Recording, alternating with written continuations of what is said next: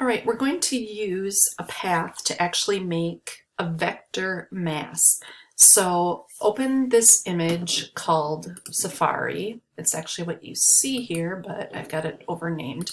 So open the image called Safari JPEG, and we are going to grab the shape tool and we're going to use it as a polygon with 5 sides. So it's house shape, so make sure that that's set. Also make sure that we're using it as a path, not a shape. So we are going to make a path that we can then define as a clipping path. So the reason that we might want to do this is that photos, because they're made up of pixels, anytime we place them in a layout program such as InDesign, by default, they're going to come in as the whole photo. So they're going to be a rectangle or a square. If we wanted to bring them in as a shape, like this house shape that we're going to do, we have to, inside of Photoshop, set up this vector mask and then tell it to be a clipping path. So first thing we're going to do is unlock this layer and rename it elephant. And then we're going to put a colored layer below it. So I'm just going to click on new layer and it goes above, which is fine. I'm going to fill it with my foreground color, which happens to be red, doesn't matter. And I'm going to just drag this in the layer stack below. I'm going to go back and activate the elephant layer. And then I'm going to come over to our drawing tools and I'm going to make sure that I have that polygon set to be 5-sided. I'm going to start about in the middle here and I'm going to click and start dragging and I'm going to hold shift to make it proportionate and I'm going to hold option to have it go from the center outward. So I'm going to drag until I have a shape about that big and then let go. All right, at this point we have a path and we want to add a vector mask. There's 2 ways of doing it. We could click the mask button down here twice. Watch what happens. The first time you get a regular mask. The second time you get a vector mask. If you didn't want, I'll try to do undo and see if I can. Yep. If you don't want to have that extra layer there, you can come straight up into the layer panel and just directly say that you want a vector mask on the current path.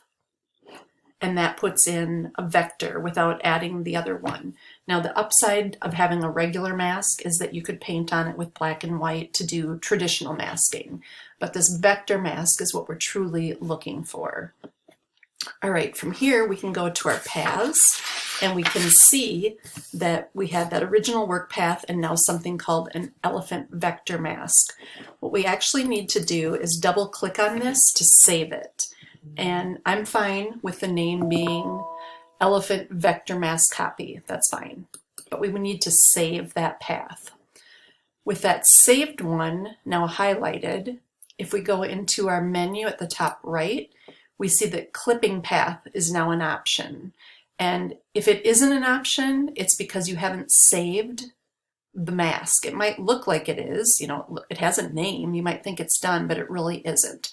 So that first step of saving was important because now this option is actually turned on. So we're going to save it as a clipping mask and just say, okay. All right, not much looks different. We go into our layers panel, nothing really looks different, but we're going to save this PSD file and we're going to save it as, I'm just going to do elephant clipping path as a PSD. I've already done this, so it's overwriting.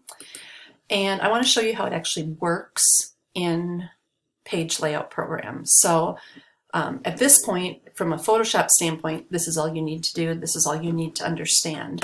But I have already opened InDesign and have a blank document going here. And I just want to show you that, again, if we were to place, so maybe I'll just do that. I'll do a file, place, and I'm going to place the Safari JPEG.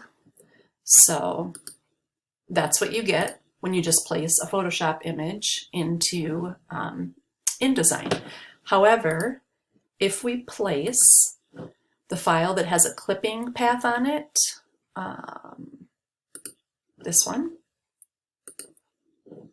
notice there's a little icon that looks different up in the top left of this. And again, when you place something, your cursor always comes preloaded with it. But look at that. We don't have that red background after all. So now in InDesign, in this layout program, I was able to bring something in a unique shape. So it could be a circle, a triangle, whatever. It's not the picture that we see up here. So that is the power of the clipping path.